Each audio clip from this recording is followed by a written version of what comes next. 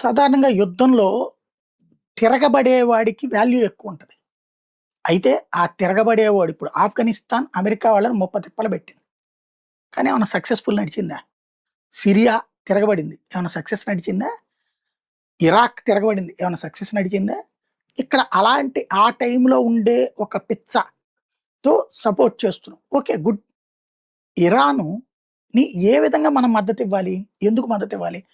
నేనెవరో నిన్న మాట్లాడారంటూ పాపం మన రాధాకృష్ణ గారికి సంబంధించిన పేపర్ ఇది కూడా రాసుకొచ్చింది. నాకు అర్థం కానిదేంటంటే, ఇరాన్ అనేటటువంటిది ఇదివరకు ఎలాంటి దేశం?